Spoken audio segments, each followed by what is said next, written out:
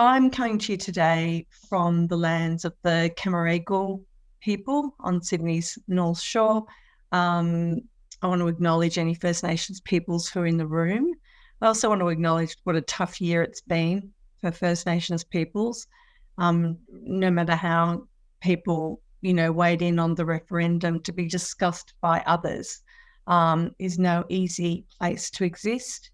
DCA is profoundly disappointed with the outcome of the referendum, but it is not going to stop our efforts towards genuine reconciliation. My pronouns are she, her. I've got dark hair that's in a ponytail at the moment. I'm wearing big earrings, I've got glasses, and I'm wearing a pale green top. So I wanted to spend a bit of time talking to you today about a piece of work that the DCA has done around what we call culturally and racially marginalised women in leadership. Touching or following on essentially from the presentation that Katrina gave us earlier, where she introduced the concepts of intersectionality. At DCA, we are very much of the view that an intersectional lens is critical. If your gender equality work is going to be effective for all women, what we have seen at DCA is that the important work around gender equality that's happened over the past couple of decades has really only benefited a narrow group of women who are white, cisgendered, straight, able-bodied and middle class. And that's not to say that that work hasn't been important. It has been. And it's also not to say that when gender equality work began in Australia, that anyone who designed that or worked on that deliberately excluded other women. But the outcome of not taking an approach that's intersectional is by default, you will always default to the group that has the most privilege within the subgroup. And so we felt it was really important that organisations took a lens around culture and race over their gender work. Now, that's not to say that putting a lens over the other aspects of marginalisation aren't critically important, such as the work that's being done by Pride and Diversity or the work that's being done by disability advocates. But our focus area at DCA, primarily it's a resourcing thing. This work is really complex. And if you're going to have a focus area, it takes a lot of resources and that means you can't action other areas. But our focus area at the moment is on culture and race. And we're doing a whole bunch of projects at the moment at DCA that focus on that. So essentially, we decided to focus on this. The business case is really clear. The data that you can see on your screen shows that there's a real lack of, in inverted commas, culturally diverse women in leadership. I'm talking about culturally diverse women in leadership here because none of the instruments that are used to measure women's representation on leadership to date have put a race lens over the analysis. And so the only lens we have in terms of data from national instruments, including things like the WGEA survey, work that's done through the AICD, really only reflects what is traditionally accepted language in Australia. That and people in the room will all be familiar with the phrase culturally and linguistically diverse. And so up until 2023, this has been the way we've understood that kind of diversity amongst women and amongst other groups.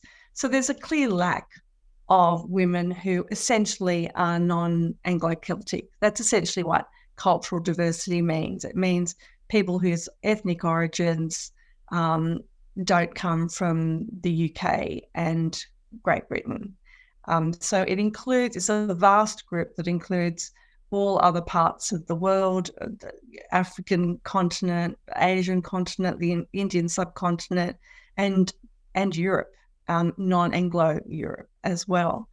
And the idea that, people within this group have experienced marginalisation has been something that's been part of the Australian narrative for a while.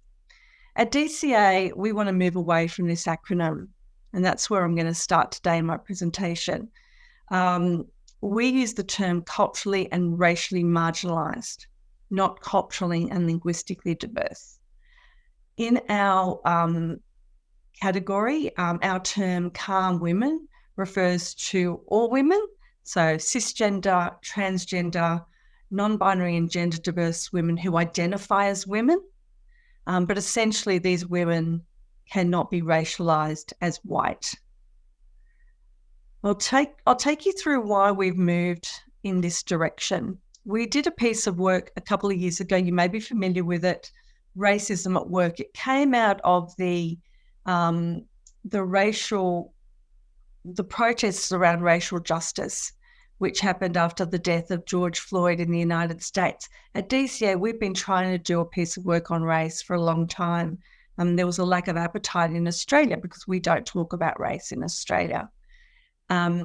So what the Racism at Work project revealed to us when we did it was that Australia's multicultural context is complex. So people who exist within the CALLED framework have diverse language groups, diverse religions, ancestries, cultural origins, and country of birth, affiliations and cultural affiliations.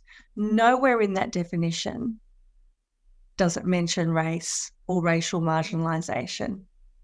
Our research shows us that racism is pervasive in Australian workplaces. So we saw that in the Racism at Work report. We also saw that in a piece of work we did on First Nations inclusion called Gariella. We did that with the UTS Jumbunna Research Centre. And why this matters is that racism was, in our research, or race was the fundamental aspect of a person's identity that triggered exclusion and discrimination. So we know that, so I'm going to my that we know, for example, that you can experience discrimination on the basis of your language. That is true if you have a heavy accent. And certainly there are cases where your cultural affiliations can lead to your exclusion at work. However, the primary way in which CALLED people are excluded at work is through their racial phenotype.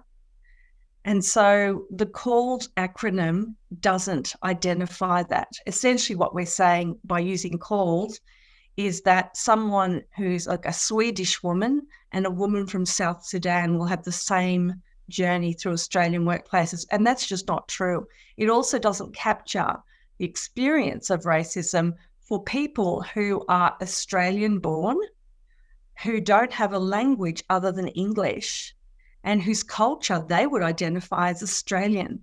So they're not culturally or linguistically diverse.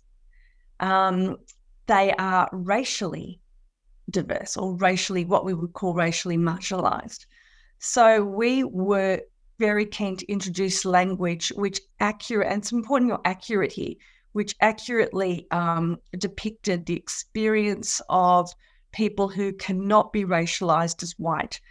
And what we understand through the Racism at Work project is that we're all racial beings. We racialise each other into privileged or non-privileged groups. If you never ever have to think about your race, you are in a racially privileged group. If your race is top of mind for you, then you are racially marginalised. That's the test, really. There are people such as myself, for example, who experienced racism years ago and were racially marginalised years ago because my background is Southern European. But over the course of the last few decades, I've been racialised into a privileged group where I don't think about my race anymore. No one comments on it. And if they do comment on my phenotype, it's only in a positive way. Whereas I work with people at DCA who have migrated to Australia from Zimbabwe or from Namibia and other parts of Africa, for example, and when people talk to them about race, that it's usually with negative connotations. Oh, you must be so glad you're in Australia. Oh, I sponsor a child from that country. Oh, I'm really impressed that you're so educated. Oh, you must be so relieved that you're nice and safe here. So that all of that stuff really matters. How people get racialized and the emotions that are attached to that racialization. So generally speaking, people who are European, have European backgrounds, do not experience racism in 2023 in Australia. Even if the memory of it is quite painful, what we're trying to understand is what are the things that exclude you at work now? And the evidence shows us that it's all about racial marginalisation and not about language and culture. So we have moved to the terminology of culturally and racially marginalised. And again, I'll just repeat, that's not to say you can't experience discrimination on the basis of language, but it's not racism. And so we know we're on the right path with this because the feedback we get from calm women especially is that finally there's an acronym where they feel seen, which tells the truth about their experience rather than sanitizes it. Because Australia is the only country in the world, you'll all know this, that doesn't mark the International Day of Racial Discrimination. We sanitize it and talk about harmony. We never talk about what it really is about, which is about racism. And we've got a history in Australia which is understandable when you dive into it, which is that we wanted to move away from the race-based terminology of the White Australia policy, and we deliberately took race out of our language and moved to the language of non-English speaking background, which then became culturally and linguistically diverse. So it's understandable that we did that, but without the language, we can't deal with the marginalising effect of racism. So getting back to what Katrina said earlier, when women of colour experience sexism, it's racialised. They're fetishised in a way that white women are not. For example, if we're talking about sexual harassment, women of colour experience things like not only fetishisation, but assumptions made about them being submissive, about them being oppressed. And this feeds into the way they experience workplace discrimination and workplace sexual harassment and gendered violence. And if you don't understand that, if you haven't put the race lens on it, the culture lens and the language lens won't give you that, but the race lens will. So it's important to understand the way race plays into gender inequality so that we can address it. The research we did, I'll spend very little time on the methodology. Just know that DCA's research is very rigorous. I've been the CEO now for nearly 10 years and no one has ever been able to poke a hole in the methodology or the logic behind our research and therefore the outcomes of our research. And the reason we've been able to influence, and we are influencing government at the moment with our CALM framework. The Human Rights Commission is taking up our language. The Victorian Human Rights Commission already has. Sections of the public service are now taking it on board, and we know lots of our members are using it. So you can have confidence in using this terminology because it is well tested.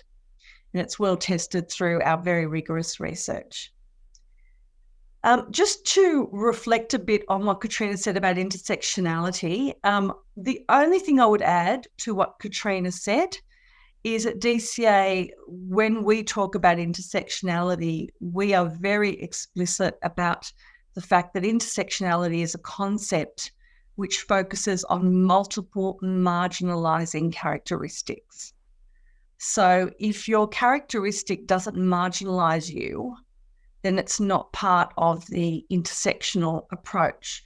So, for example, being a man who's racially marginalised, being a man, provides you with the privilege. So the gender privilege. So the marginalising only comes from the race.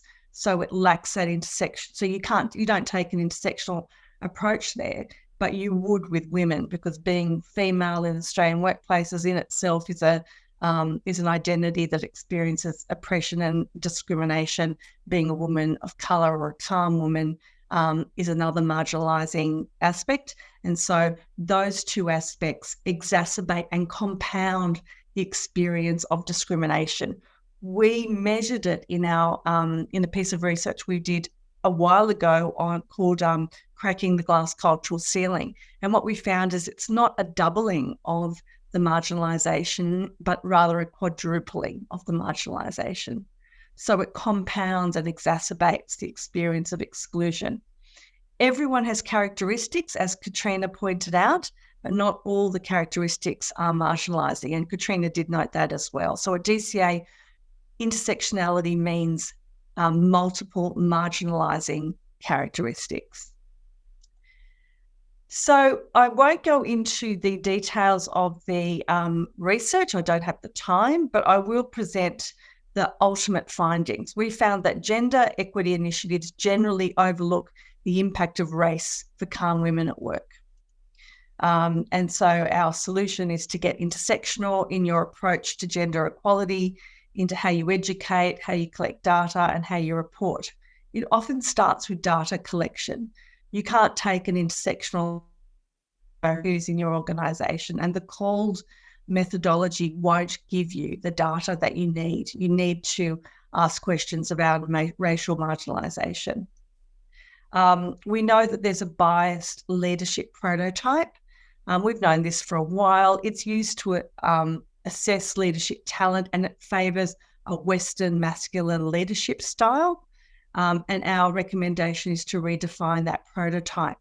And it's not just about redefining it in the context of, platitudes around we value these kinds of leaders. It's around looking at your recruitment processes, your talent development processes, how you recognise and how you reward and remunerate people. Because what we find is a lot of leadership prototypes talk generally about how they value all sorts of attributes. But when you get into the nitty-gritty of it and you look at recognition and reward and talent identification, that's where the detail is missing. The third lock, so at DCA, we always look at marginalisation and diversity and inclusion opportunities in the forms of, what's locking people out of leadership or locking people out of access, and then what are the keys that unlock that. And the third lock is around inaccessible social capital and the lack of access to influential networks, and obviously the keys to make social capital accessible for calm women through network sponsorship and coaching. And the fourth lock is around ignoring voices and not centering calm women's lived experiences. And our key is to centre marginalised voices and build reciprocal relationships with calm women.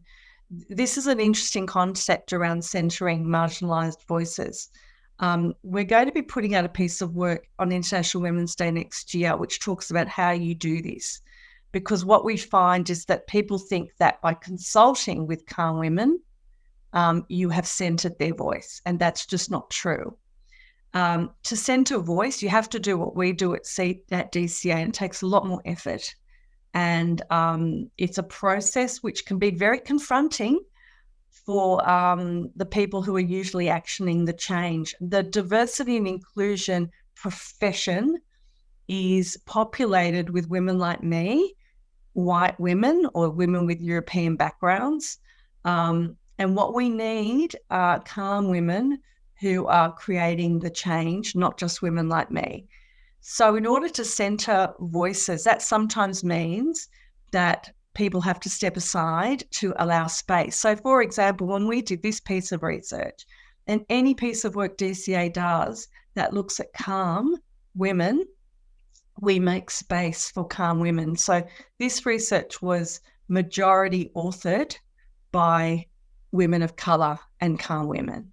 Our research director, Jane O'Leary, which a lot of you would know, she called herself an ally in training during the course of this piece of research. And anything we do that touches race is led by racially marginalised people. and us making space for that. And that is not how it's usually done. It's really important it's done that way because people who are calm will see things that I won't see, no matter how well-intentioned I am, no matter how educated I am on this, because it's not my lived experience today. It's not my active lived experience. I am not able to identify solutions and problems. So the centering of voice is an important thing, but it's a complex thing to get right. And it's the only way that you can approach this in a way that will land well. So DCA work always lands well with target groups because of this approach. Now, our full report will unpack all of the locks and keys and provides a framework for action, which I can't go into now, but I'm happy to share the link. And I think I sent a message to you, Jess, that I was very happy for you to share the link in the chat. The report's usually only available to DCA members, but I think we want the good work to get out there. So if you're not a member, limited time only. And that's it. So I will stop sharing, and I'm really happy to take questions. I know that some of the concepts I have introduced are new, potentially new to people. So, I recognise that, it can be a little bit confronting. I will say this: DCA has been on a journey around building our racial literacy. And I did not have racial literacy, even though I grew up in the 1980s in Australia, 80s and the 90s, and experienced, being called, in inverted commas, a wog and things like that. I lacked racial literacy because I grew up, like everyone did, in the language of non-English speaking background and culturally and linguistically diverse, and aspects of phenotype were never discussed. And so it's really important to have some humility and recognise we all have to go on a bit of a journey. So if you want to start this journey, I recommend the starting point is to look at DCA's Racism at Work report first, and then you can start looking at the CALM work that we're doing. We are also in the middle of a very big project called RISE. You may be familiar with it at the moment. We're executing a government grant from the Office for Women. We're working with Settlement Services International and Chief Executive Women. And we've already developed a self-audit tool for organisations. And the project is specifically designed to create leadership opportunities for culturally and racially marginalised women. And we're in the thick of it at the moment. So it's our focus area. Thank you.